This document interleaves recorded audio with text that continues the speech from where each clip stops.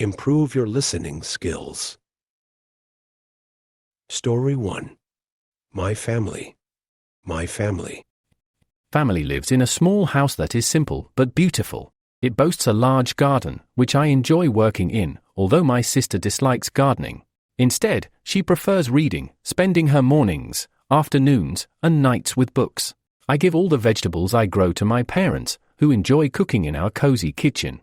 While I eat any vegetable, my sister is more selective. Our family always has breakfast and dinner together, where we talk and laugh. After meals, my sister takes on the task of washing the dishes. In the evening, my dad likes to listen to music, my mom works on the computer, I watch television, and my sister continues to read. Eventually, we all head to bed. My parents go to bed late, but my sister and I retire early. I'm ready to sleep, but my sister still wants to keep reading. Story 2. The baby bear. The baby bear. The baby bear followed his mama. Mama bear walked through the woods. She was looking for berries to eat. She found some black berries. She started eating them. The baby started eating them too. They ate all the berries.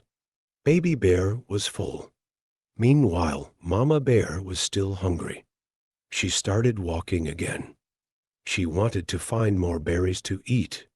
Baby bear lay down. He was full. He wanted to take a nap. But Mama bear came back. She growled at Baby bear. He understood Mama's growl. When Mama growled, he obeyed. He got up and followed his mama. Someday he would take a nap after a meal. A squirrel ran up a tree with a nut. It dropped the nut and ran back down to the ground. It picked up the nut and looked at Baby bear. Then it ran back up the tree. Baby bear did not like nuts. They were too hard to open. Story 3. The donkey and the horse. The Donkey and the Horse, a story by Aesop. Once upon a time, a donkey and a horse were on their way to town. The horse looked very fancy and carried just a small bag. The donkey had lots of heavy things on its back and was very tired. The donkey asked the horse, "Can you please help me carry some of this? It's too heavy for me." But the horse said, "No," and didn't help. Soon, the donkey was too tired to walk and fell down. Now, the horse had to carry all the things and even the donkey's skin. What we learn: this story tells us that it's important to help our friends when they need us. When we help our friends, we help ourselves too. If we don't help, it's like making trouble for ourselves. Story 4. The man and the horse. Once upon a time, in a faraway kingdom, there was a kind old man who didn't have much money, but had a beautiful white horse. This horse was so special that even the king wanted it. But the man loved his horse like it was part of his family and didn't want to sell it, no matter how much money people offered. One morning, the old man woke up to find that his precious horse had gone missing.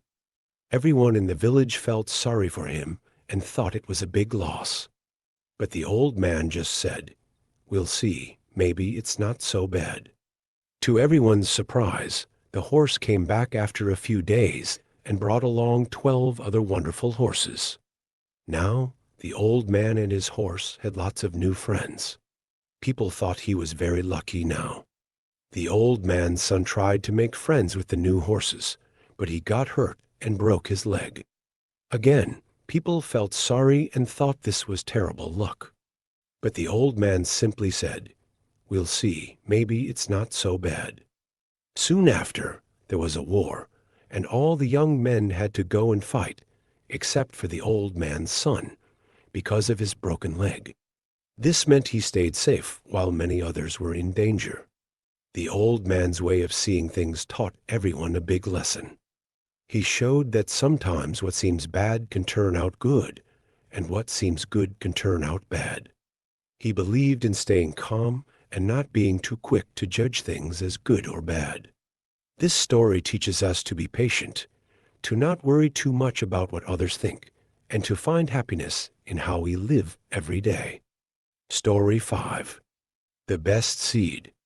The Best Seed, a short story about sharing. Please share if you love this post. There once was a farmer who grew the most excellent wheat. Every season he won the award for the best wheat in his county. A wise woman came to him to ask him about his success. He told her that the key was sharing his best seed with his neighbors so they could plant the seed as well. The wise woman asked, "How can you share your best wheat seed with your neighbors when they compete with you every year?" "That's simple," the farmer replied. "The wind spreads the pollen from everyone's wheat and carries it from field to field. If my neighbors grew inferior wheat, cross-pollination would degrade everyone's wheat, including mine. If I'm to grow the best wheat, I must help my neighbors grow the best wheat as well." This is not only excellent advice for growing the best crops, but also great advice for how to live your life. If you want to live a meaningful and happy life, help others find happiness. Remember, the value of your life is measured by the lives you touch with love, kindness, respect, and hope.